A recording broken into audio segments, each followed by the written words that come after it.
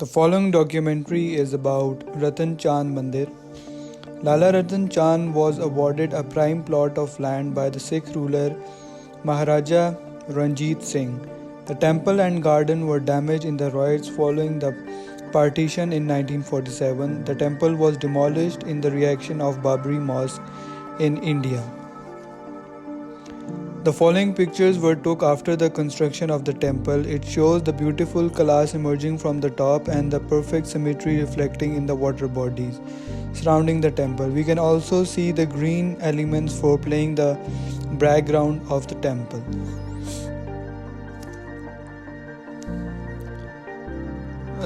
The staircase which you can see is the only part of the temple where the entrance was on the front side. The rest of the entrance were linked by the adjacent roads. Those entrances led to the residential and the commercial area which was the part of the temple.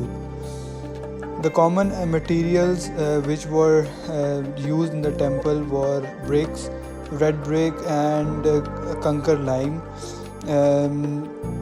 The windows and the pointed arches and the doors and wooden doors were the main architectural features of the whole building. Here we can see the wooden window which is not being restored properly. So this is the main staircase which leads up to the first floor.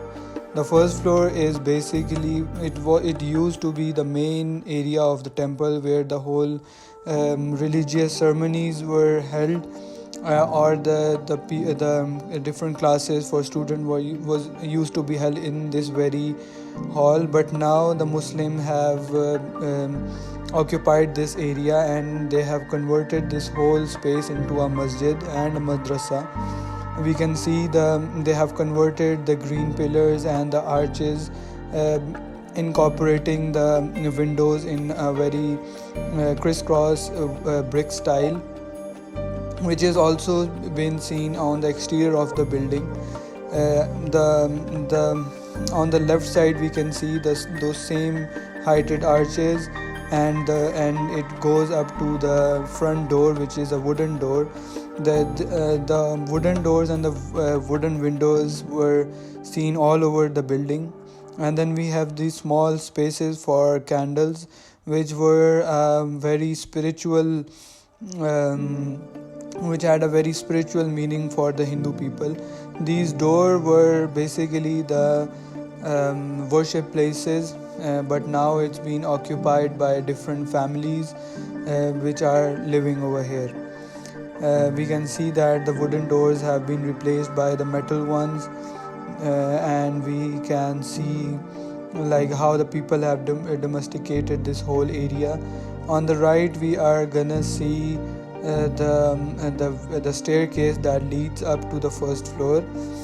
We are going to talk about the first floor. We can see on the left all the exposed red brick, which really shows that the whole structure was built on these red bricks.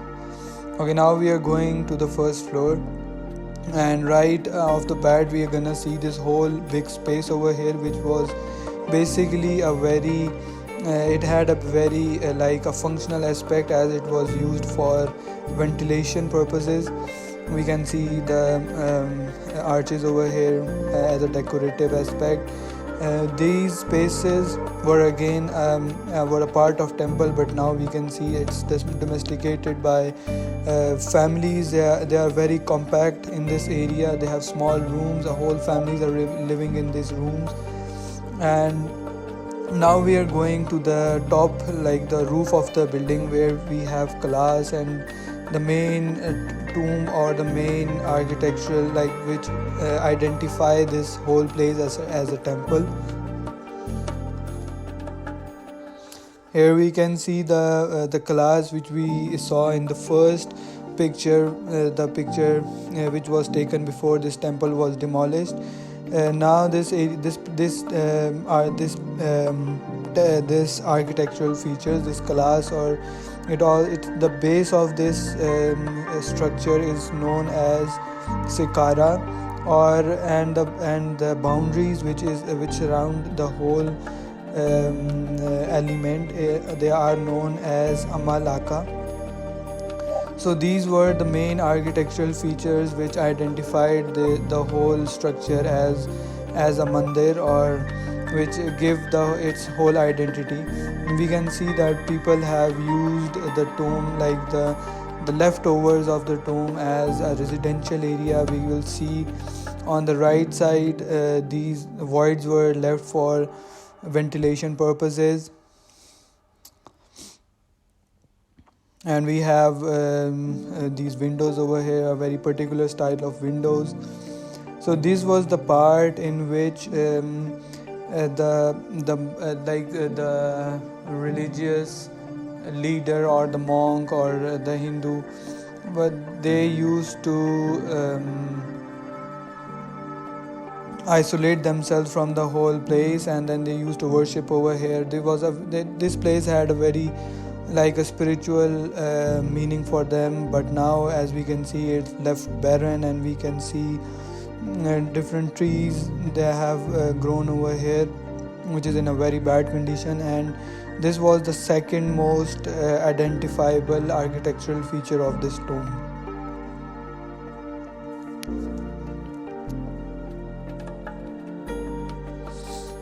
In the next shot, we are gonna see the whole how the people have domesticated the whole the garden area, which was the garden which was surrounding the whole temple.